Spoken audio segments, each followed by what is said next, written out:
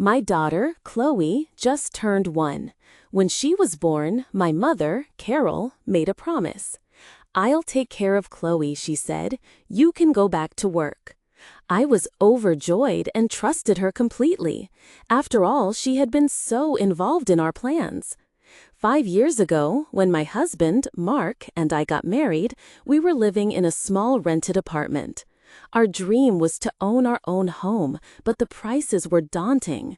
We came up with a practical plan: save diligently, buy a small starter home, and then in a few years sell it to upgrade to a larger one. My mother, however, disliked our cautious approach.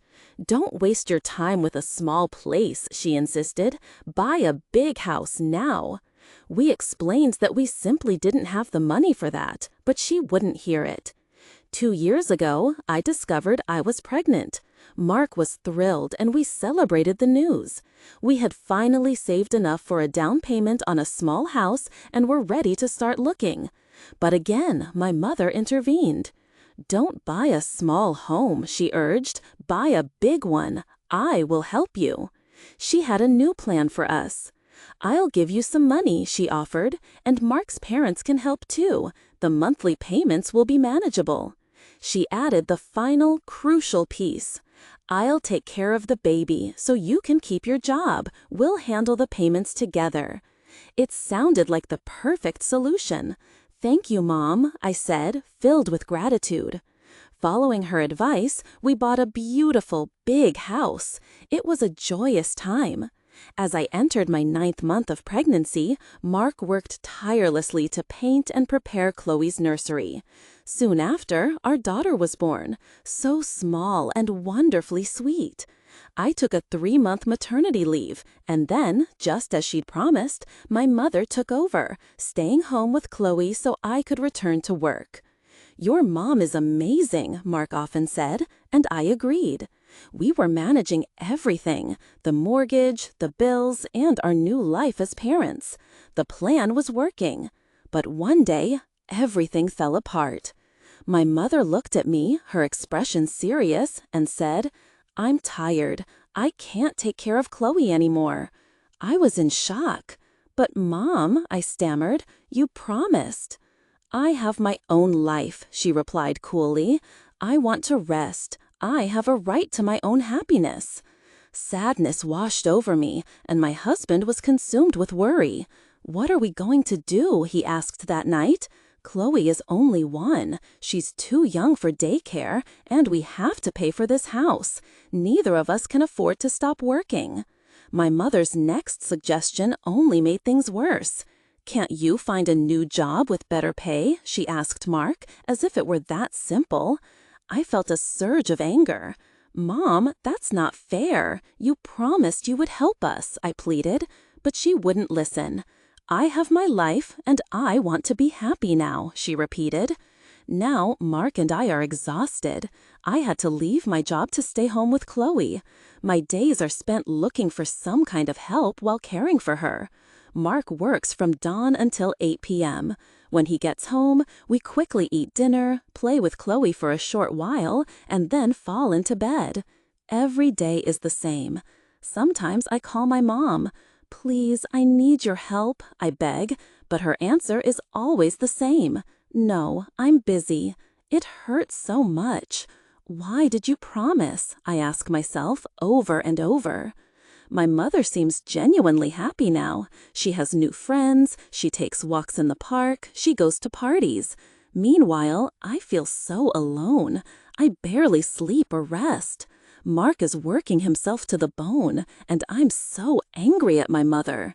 She made a promise, and now she acts as if her own happiness is all that matters. She's angry with me too, saying that I don't understand her need for a life of her own. Then I look at Chloe, smiling and playing with her toys, completely unaware of our struggles.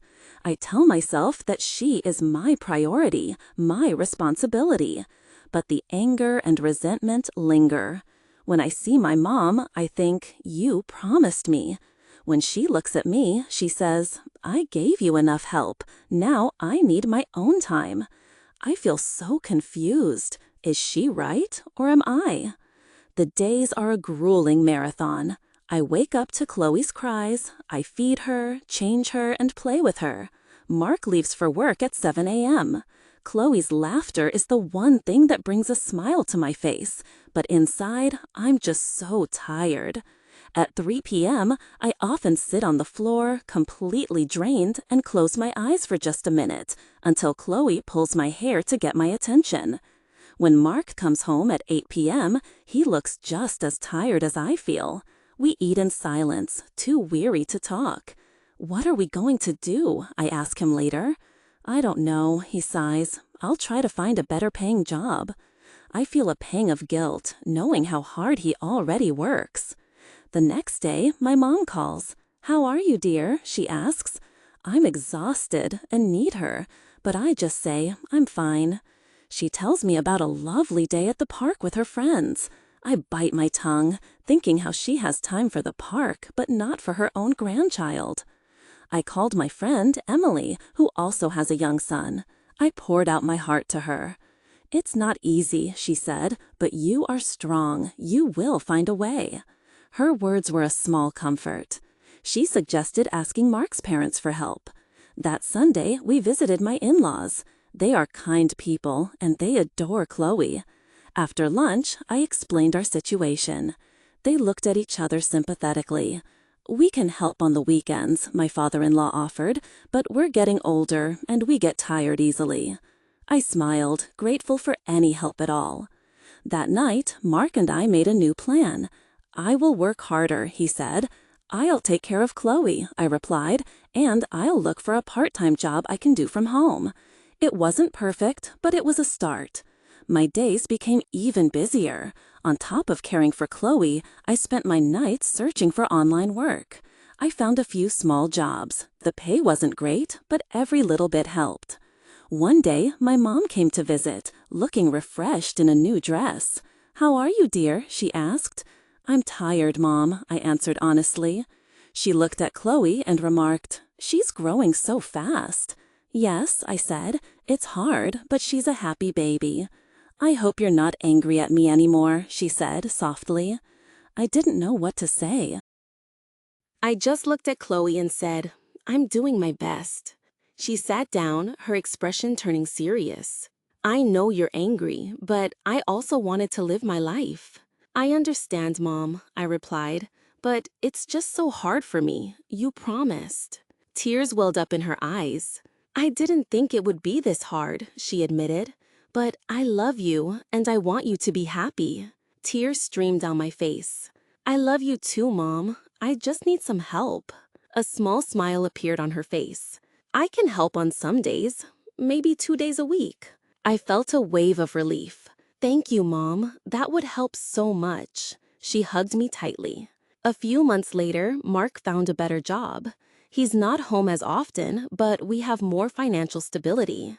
Chloe is learning to say mama and dada, and her smile brightens our toughest days. Our life isn't perfect. Some days are still incredibly hard. But I feel stronger now. My mom visits regularly and plays with Chloe, and it warms my heart to see them together. As my husband says, we are doing our best, and that's enough. Looking at my family, I know we will be okay. I've learned that life isn't always easy, and that promises can be broken. But you can always find a new way forward. We aren't a perfect family, but we are a family, and we love each other.